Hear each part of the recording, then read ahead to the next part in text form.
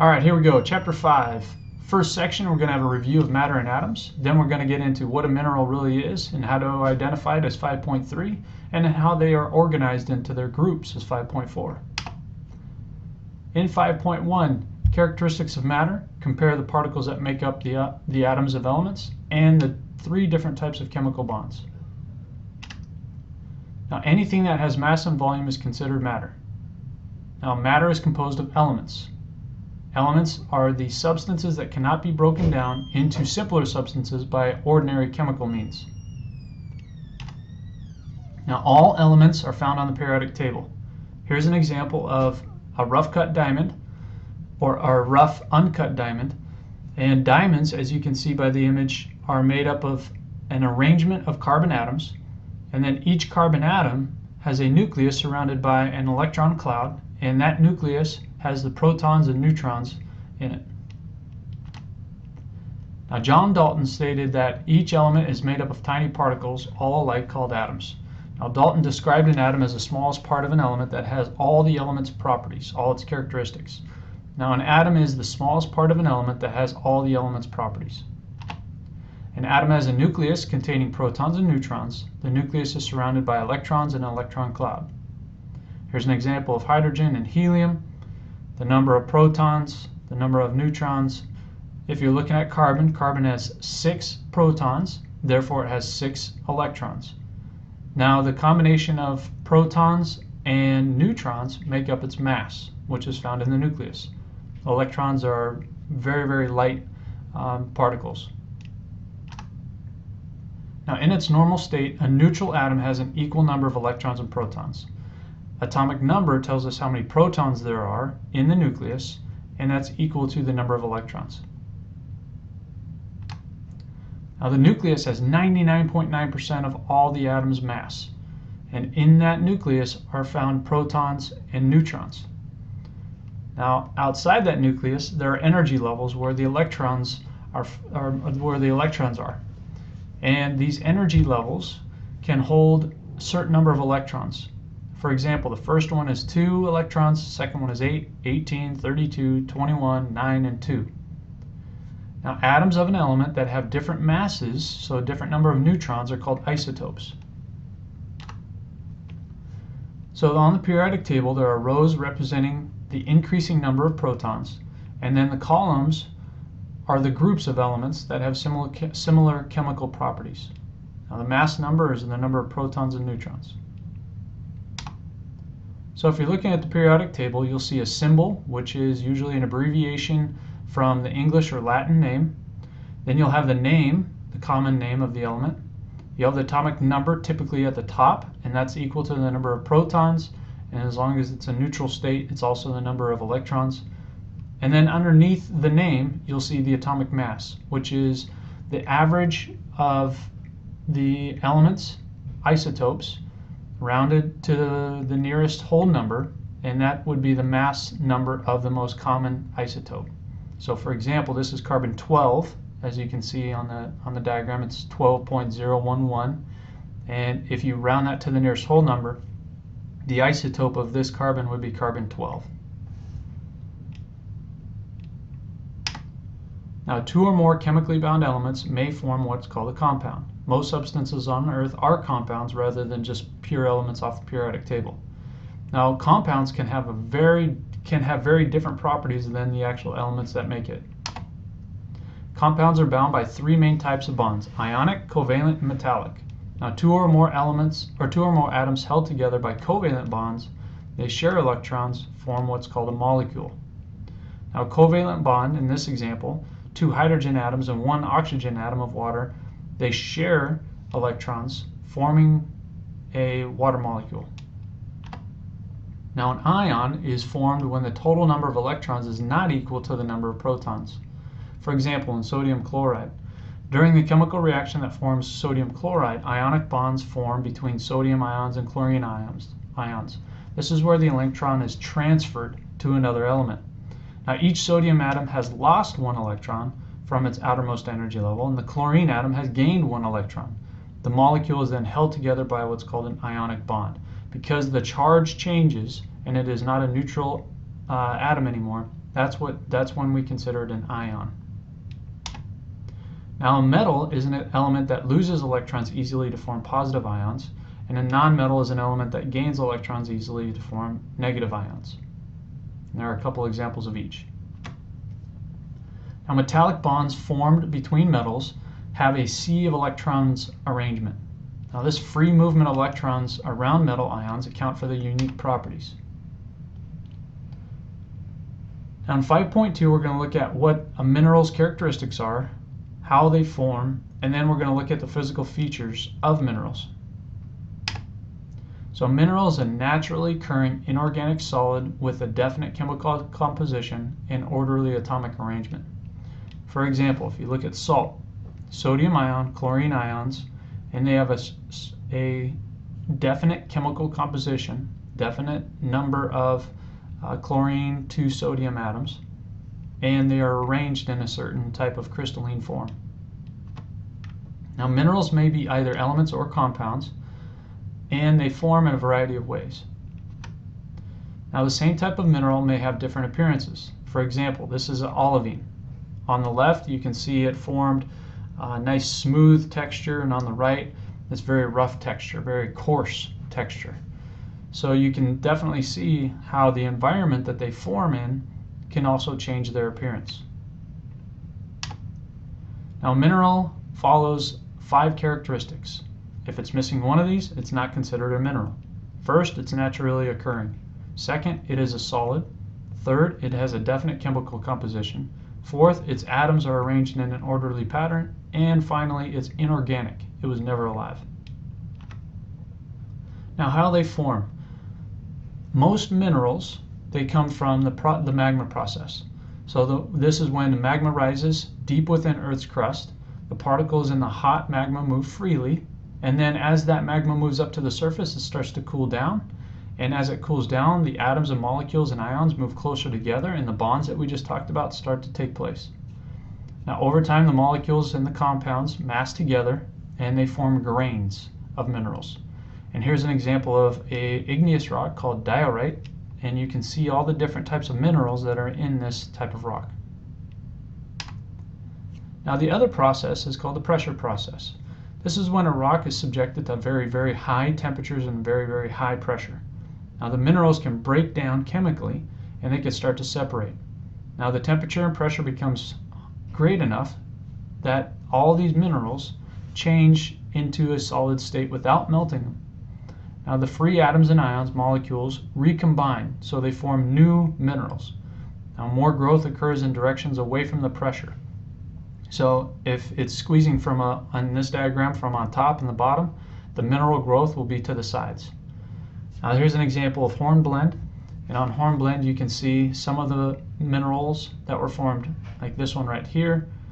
That's probably a diorite, or a biotite. And then you can kind of see some of the feldspars, the lighter elements, the lighter minerals in there as well. Now, the atomic or crystal structure determines a mineral's properties, including cleavage, melting point, and hardness. Now, a diamond still has the same type of atoms, made up of carbon, and graphite still made up of carbon. The difference is the structure of the crystals. Diamond's obviously very, very hard due to its crystalline structure, whereas graphite have sheets of carbon atoms that break off easily. So when you're drawing or writing, those sheets are breaking off from the pencil onto the paper. So there are 6 crystal systems. First is cubic system, and this has 3 axes. They all intersect at 90 degrees. And you can see here that each line is an axis, and you can see they're all equal, and they're all intersecting at one point. Now, orthohombric has 3 axes, but each of them are at different lengths. So we have different colors here, the red, the blue, and the yellow, but they still intersect at 90 degrees. A couple examples of these are topaz and sulfur. Now, tetragonal system has 3 axes that intersect at 90, and 2 of them are equal. So you have the blue, and then you have the 2 X's that are different angles. Examples are wolfenite and zircon. Now, the triclinic, you have 3 axes, each of a different length, and they intersect at oblique angles. They're not perfect angles, so we can't say if it's going to be exactly 60 degrees or 75 degrees. So oblique just means somewhere around or in between a range. Now, hexagonal system, 3 axes of equal length intersecting at 60-degree angles. The 4th axis is that vertical one that can be longer, sometimes shorter than the other ones. So you have the 3 that are the same and then one that's longer. This one goes with, or examples are emeralds and graphites. Now the monoclinic, you have 3 axes, all of them are different lengths, and 2 of them intersect at 90, and the 3rd is at an oblique angle. Examples are gypsum and mica. So the crystal structure also determines a mineral's cleavage or tendency to break or split along definite planes. Now the planes along which the mineral splits correspond to planes of the weak bonds between the atoms, ions, and or molecules of the mineral. Now minerals that are compounds including silicon and oxygen are called silicates. Now the basic building block of a silicate is called silicate tetrahedron, consisting of 4 oxygen atoms packed closely around one silicon atom. So right here, this is a silicon oxygen tetrahedron. This is the ball and stick model. You have the silicon in the middle, and it's bound to the 4 oxygen. Here's another example called a space-filled model. Now most of Earth's crust consists of silicate minerals. Silicon and oxygen are the 2 most abundant elements in Earth's crust. Here's an example of the percent by mass of the most common elements on Earth's crust. As we said before, oxygen and silicon are numbers 1 and 2, and then you have aluminum, iron, calcium, sodium, potassium, magnesium, and about 1.5% are all the other smaller elements in Earth's crust. Now the structures of common silicates. So this is how the silicates are broken down by their structure. First you have the olivine group, and this has the structure it's just could be one single tetrahedron, and an example of this is olivine, and here's a picture of it. Beryl, you see the ring shape.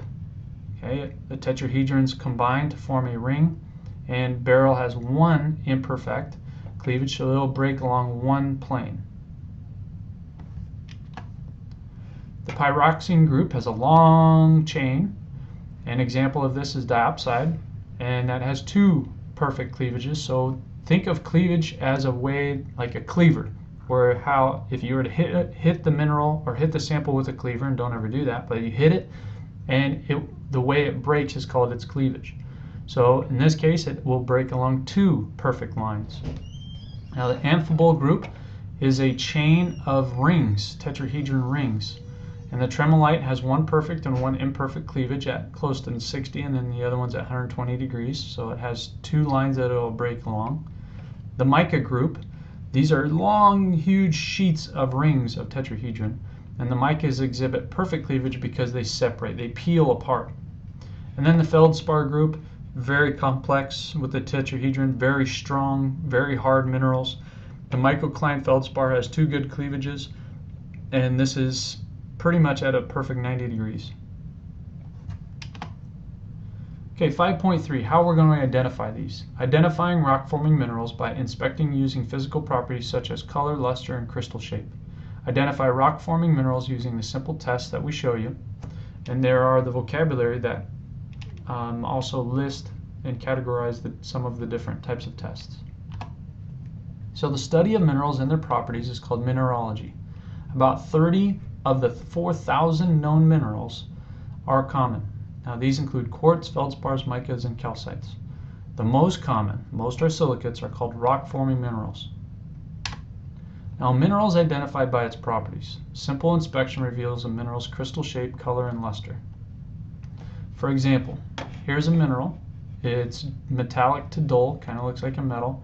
Sometimes when you get a sample, you need to look at the actual mineral, not the other formation that it has attached to in its growth.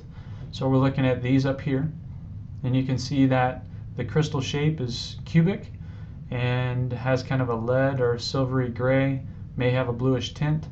And this mineral over here has a totally different crystal system, hexagonal, and it's bright yellow crystals, pale yellow as a powder. Luster is glassy to earthy. So here's just a couple examples. So be careful though, because if you inspect it just by its visual, sometimes minerals can look totally different. Minerals of the same element, or samples of the same mineral, can look completely different in color. Now luster is the way that the minerals shine in light. Streak is the color of its powder. Fracture is when a mineral breaks in direction others than along the cleavage surface.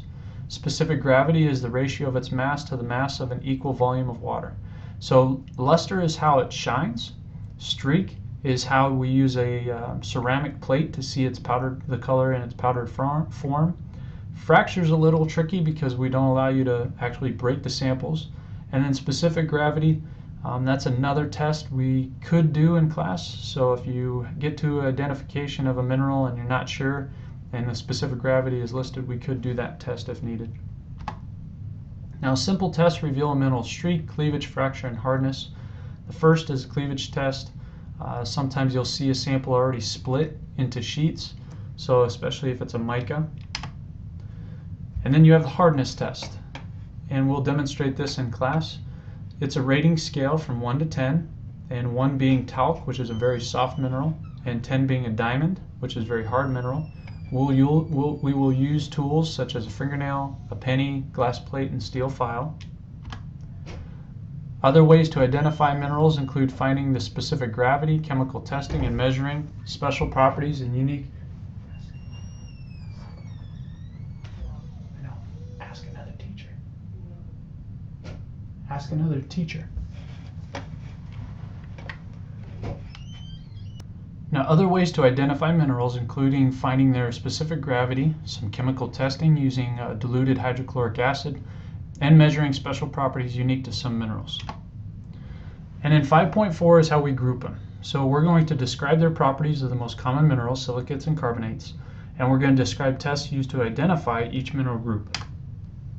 Now silicates, as we said, are the most abundant type in Earth's crust, and that's over 90%. The carbonates are also the second most common group of minerals. Here's a couple examples. We have smoky quartz on the left, orthoclase feldspar on the right, and we also have a couple examples. The orthoclase feldspar and the smoky quartz are examples of silicate minerals, and dolomite is an example of a carbonate mineral. Now quartz and feldspars are the most common type of silicates. Iron-rich oxides and sulfides are less common but economically important minerals. Here's an example of hematite. Hematite can come in many, many different forms depending on how it formed. So quartz, SiO2, is the second most abundant mineral in Earth's crust. Feldspar, as you see, there's different variations of feldspar depending on if it's calcium feldspar, sodium feldspar, or potassium feldspar. This is the most abundant family of minerals though.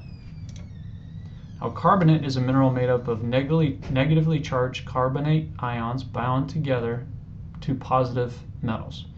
So the calcite is the most common carbonate mineral. Now calcite and several minerals have many different uses. As a carbonate mineral, it can be broken down into a powder, and in this case it was used in mummification.